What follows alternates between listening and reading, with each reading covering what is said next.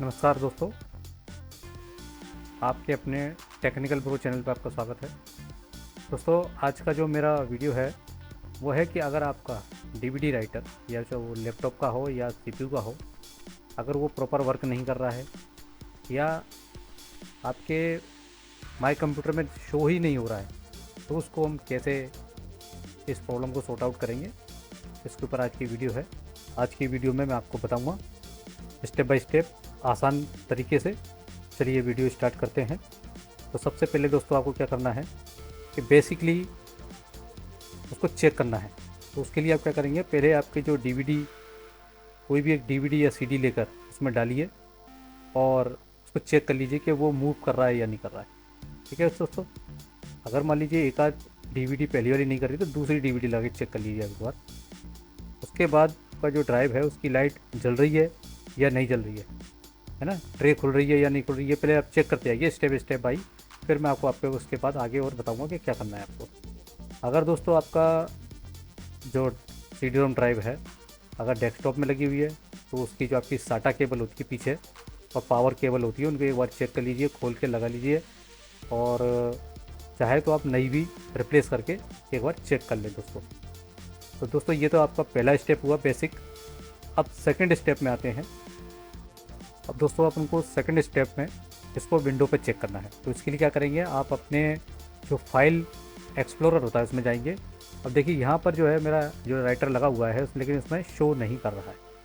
Show नहीं कर रहा है तो इसको अब अपन पहले चेक करते हैं अपने हार्डवेयर में जाके। इसके लिए आपको क्या करना है, कंट्रोल पैनल में जाइए। कंट्रोल पे पैनल में जाने के बाद यहाँ सिस्टम में जाएंगे आप, है ना। जैसा कि आपको ये विंडो 8 है और आपका अगर विंडो 10 है या 11 है तो उसमें उस हिसाब से जाना है आपको। ठीक है, इसमें आप जो देख रहे हो सबसे ऊपर डिवाइस मैनेजर, जब इसको आप खोलेंगे तो इस तरह से चिन्ह आएगा उस डिवाइस का। ठीक है ना, यहाँ भी अभी तो यहाँ तो शो ही नहीं कर रहा है। अगर उसमें इस तरह का डिवाइस का चिन्ह आ रहा है और ये पीले तरह का सिंबल आ रहा है तो इसमें आपको ऐसे राइट क्लिक करके आपके ड्राइवर को भी अपडेट कर लेना है और आपको नेट को चालू रखना है और आपके ड्राइवर भी अपडेट कर लेंगे तो हो सकता है आपका डीवी राइटर चलने लग जाए, है ना, अगर इस तरह का पीला तरह का सिंबल आ रहा है तो, है ना दोस्तों। इसके बाद अगर ये ड्राइवर आपका ऑटो डिटेक्ट नहीं होता है, जिस कंपनी का जो डीवीडी राइटर आपका लगा हुआ है उस कंपनी की साइट पे जाकर आप वहाँ से भी इसके जो ड्राइवर है उसको डाउनलोड कर सकते हैं दोस्तों। तो दोस्तों इस तरह से आपके ये 3 स्टेप हो गए। अब चौथे स्टेप अगर मान लीजिए ये चालू नहीं होता तो चौथा स्टेप मैं आपको बता रहा हूँ। तो दोस्तों जैसे कि मैंने आपको फर्स्ट स्टेप, सेकंड स्टेप और थर्ड स्टेप में बताया, इस तरह से आप अपने डीवीडी राइटर को चेक करते जाइए। अगर ये सब चीज़ें प्रॉपर होती जा रही हैं और उसके बाद भी नहीं चल रहा है तो मैं आपको एक और ट्रिप बता रहा हूँ चौथे नंबर की। तो बंद कर देंगे। तो इसमें क्या करना है आपको, जो आपकी रन कमांड आती है यहाँ पर आएंगे और यहाँ पर आपको रेज एडिट REGEDIT ये लिखना है और इसको यस कर दीजिए। यस करने के बाद आप देख रहे हैं कि ये विंडो आपके सामने आ जाती है। इसमें क्या करना है कि जो आपकी, जो मैं आपको स्टेप बताऊंगा स्टेप बाय स्टेप चलना है आपको, इसको मिस नहीं करना है ना। तो इसमें सबसे पहले जो आप देख रहे हैं ये ऊपर ये है एच की लोकल मशीन, इस पर आपको क्लिक करना है दोस्तों। इस जो स्टेप मैं बता रहा हूँ वही से आपको चलना है। ठीक है दोस्तों, इसमें सबसे नीचे आपका जो है सिस्टम आ रहा है, ये सिस्टम पे आपको क्लिक करना है। क्लिक करने के बाद अब देखिए सेकंड में आपका आ रहा है करेंट कंट्रोल सेट, इस पर आपको क्लिक करना है ना दोस्तों। ये बिल्कुल स्टेप को आपको ध्यान में रखना है, इससे इधर उधर नहीं होना, नहीं तो आपका सब मिस हो जाएगा। और इसके बाद सबसे नीचे आपका जा रहा है सर्विस, इस पर क्लिक करिए दोस्तों। जैसे मैं स्टेप बता रहा हूँ वही आप करते जाइए, है ना, मिस नहीं करना इसको आपको, है ना। और जो जो मैं आपको स्टेप बता रहा हूँ वो करें तो आपका 100% आपका जो डीवीडी राइटर है वो चालू हो जाएगा दोस्तों। इसके बाद इस सर्विस में जब आप आ गए हैं तो इसमें एक आपको ढूंढना है ATAPI, एटिप, है ना, वो अपन को इसमें सर्च करना है। देखिए ये आ रहा है, इस पर क्लिक करेंगे। क्लिक करने के बाद इस पर राइट क्लिक करेंगे, इसको सेलेक्ट करने के बाद और न्यू पर क्लिक करेंगे और यहाँ जो आ रहा है की, इसको आपको इस पर क्लिक कर देना। यहाँ जा रहा है न्यू की #1, इसको हटाकर आपको लिखना है तो दोस्तों आप देख रहे हैं ये मैंने जैसे कंट्रोलर लिखा है, सी कैपिटल इसमें लिखना है आपको। अब इसके राइट क्लिक करके आपको न्यू करना है, और न्यू में देखिए इसमें दो चीज़ें हैं, 32 बिट और 64 बिट। तो अपन को इसको अब 64 बिट पे करना है, जिससे कि आपकी सब तरह की विंडो पर ये सपोर्ट कर सके। तो इस पर आप जो है क्लिक करेंगे। क्लिक करने के बाद आप ये देख रहे हैं यहाँ पर ये डिफ़ॉल्ट जो है न्यू वैल्यू #1 लिया है इसको, और इसको हटाकर आपको लिखना है।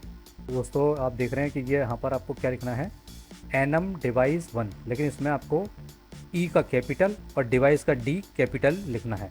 दोस्तों जैसे मैं बता रहा हूँ वो बिल्कुल आप एक्यूरेट लिखना है आपको, नहीं तो सब गड़बड़ हो जाएगा, है ना। ये लिखने के बाद इस पर आपको राइट क्लिक करना है, और ये मॉडिफाई आ रहा है, इस पर आपको क्लिक कर देना है। तो दोस्तों क्लिक करने के बाद जो आपकी विंडो खुल रही है, इसमें आप देख रहे हैं वैल्यू डाटा, तो ये डिफ़ॉल्ट 0 ले रहा है, यहाँ आपको 1 कर देना है। 1 करने के बाद इसको आपको ओके कर दीजिए। तो ये दोस्तों सारा स्टेप आपका हो गया। लेकिन मैं आपसे फिर से कह रहा हूँ, जो स्टेप मैंने आपको बताए हैं बड़े ध्यान से, जैसे कैपिटल में तो कैपिटल में, है ना, उस तरह से जो भी वैल्यू मैंने लिखी है उसको आप लिखेंगे, तो आपका 100% आपका डीवीडी राइटर चालू हो जाएगा। इसके बाद दोस्तों इसको आपको बंद कर देना है, और अपने सीपीयू को या लैपटॉप को रीस्टार्ट कर लेना है दोस्तों। तो दोस्तों इसके बाद अपने सीपीयू को या लैपटॉप को रीस्टार्ट कर लेना है। चलिए मैंने स्टार्ट कर लिया है। अब मैं आपको बताता हूँ कि मेरा चालू हुआ है या नहीं। देखिए आपका डीवीडी राइटर है, ये रिकॉग्नाइज भी हो गया, रनिंग में भी आ गया है दोस्तों। तो दोस्तों इस तरह से आप चाहें तो अपने लैपटॉप के डीवीडी राइटर या पीसी के डीवीडी राइटर को इस तरह से ठीक कर सकते हैं, अगर कोई प्रॉब्लम आती है तो दोस्तों जैसे कि मैंने आपको आज 4 स्टेप बताए हैं, जहाँ तक ये करने से आपका डीवीडी राइटर चालू हो जाएगा अगर वर्किंग में है तो। और अगर इसके बाद भी नहीं होता है तो आपको क्या करना है, जो आपकी बायोस होती है मदरबोर्ड की या लैपटॉप की, उसमें जाना है, चेक करना है। तो उसके लिए क्या करेंगे, आप अपने सीपीयू को या लैपटॉप को चालू करेंगे, और जो भी उसका बायोस का सेटअप में जाने का होगा F2 से या F10 से, उसे दबाकर बायोस में खोलेंगे, चेक करेंगे, और वहाँ पर डीवीडी राइटर सेलेक्ट करेंगे।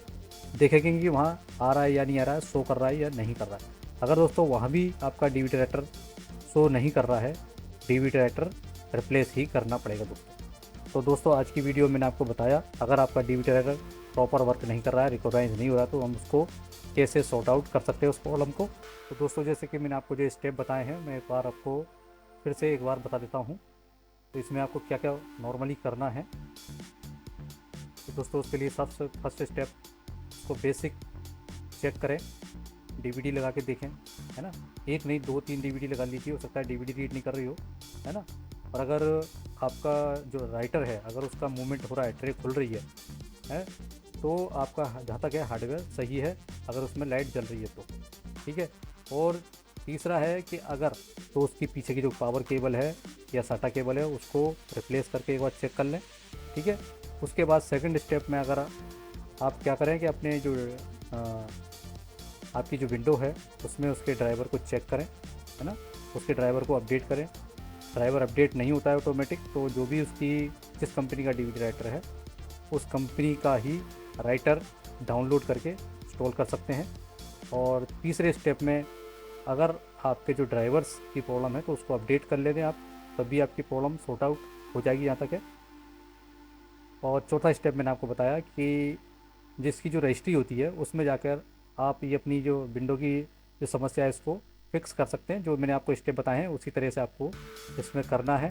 5वें स्टेप में आपको क्या करना है कि जो बायोस होता है आपके मदरबोर्ड का, जब आप लैपटॉप या पीसी चेक स्टार्ट करते हैं तो F2 या F10 या डेल से प्रेस करके बायोस में जाकर वहाँ भी आप डीवीडी राइटर की पोजीशन को चेक कर सकते हैं कि वहाँ डिटेक्ट हो रहा है या नहीं हो रहा है। और अगर वहाँ भी डिटेक्ट नहीं हो रहा है तो फिर ये आपकी हार्डवेयर की समस्या है, तो फिर आपको उसको आपको फिर आगे रिप्लेस ही करना पड़ेगा दोस्तों। तो दोस्तों आज की वीडियो में इतना ही। अगर दोस्तों आपको आज की वीडियो थोड़ी भी इंफॉर्मेटिव या यूज़फुल लगी हो तो प्लीज़ वीडियो को लाइक करें और चैनल को सब्सक्राइब करें। अगर कोई कमेंट्स हो तो नीचे लिखें, और कि कोई और कोई सब्जेक्ट पे तो मैं आपको उस पर वीडियो बनाने की कोशिश करूँगा। धन्यवाद दोस्तों।